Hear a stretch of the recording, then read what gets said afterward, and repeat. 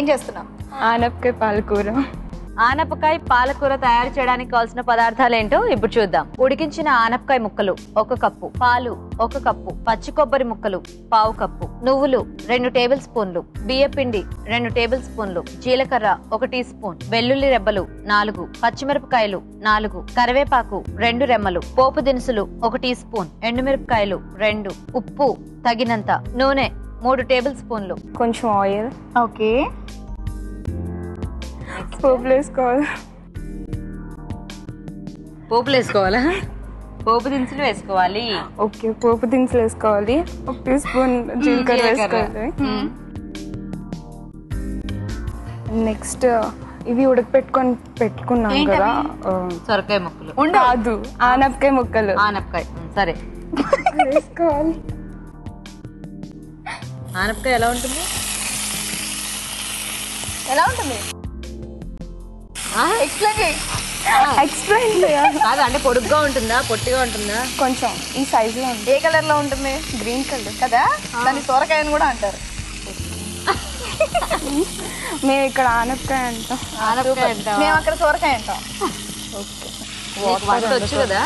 వచ్చు. ఇక్కడికి వచ్చాక టెన్షన్ వచ్చేస్తుంది అసలు. అయ్యో, టెన్షన్ పడకుండా వంట చేసే మౌనిక ప్లీజ్. నెక్స్ట్ వాటర్ కొంచెం పాలు. Okay okay.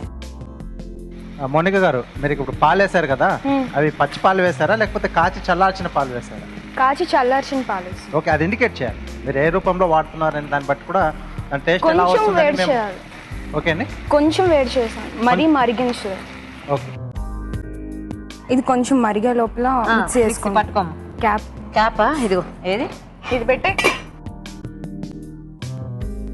2 spoons వరిపిండి and 2 spoons నువ్వుల పప్పు, 1 టీ స్పూన్ జీలకర్ర. ఓకే, సాల్ట్ తగినంత వేసుకోవాలి. అండ్ నెక్స్ట్ 4 పచ్చిమిర్చి వేయాలి. అండ్ నెక్స్ట్ కొబ్బరి ముక్కలు కొంచెం. ఓకే, ఇది మిక్స్ చేయాలి. ఇప్పుడు ఈ పేస్ట్ లో కొంచెం వాటర్ వేసి దీనికి పిండి పెట్టేటట్టు పెట్టాలి. కొంచెం వాటర్.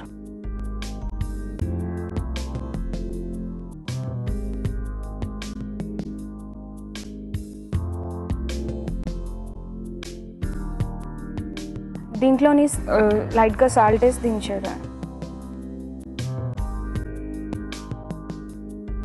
ఒడియాలు వేయించేసిన ఓకేనా? ఆ బౌల్ ఇలా పెట్టేసుకున్నా అయిపోయిందని కాదు కదా, మరి అందుకే.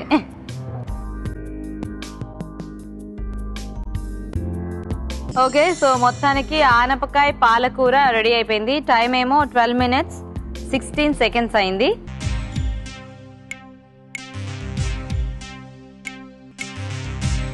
మౌనిక, పేరుకు తగినట్టు మౌనంగా ఉండిపోతున్నావు. నువ్వు మాట్లాడాలి. అంత టెన్షన్ ఎందుకు నీకు? నీకు టెన్షన్ ప్రొసీజర్ లో లేదు, బిహేవియర్ లో ఉంది. ఎందుకు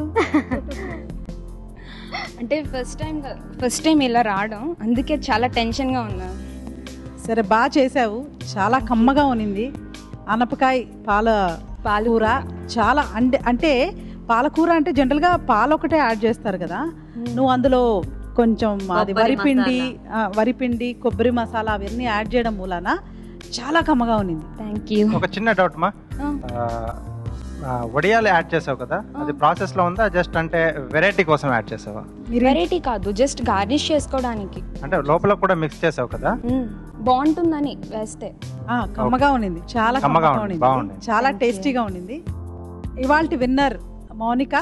మీ ఆనపకాయ పాలకూర చాలా బాగుందమ్మా, కంగ్రాచులేషన్స్. సో ఇవాల్టి విన్నర్ నువ్వే.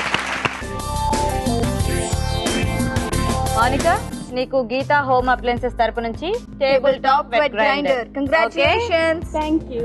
నాకు కవళికానే వస్తుంది. పరవాలిగా బాగా మౌనిక తీసుకో. మౌనిక, కంగ్రాచులేషన్స్. కంగ్రాట్స్.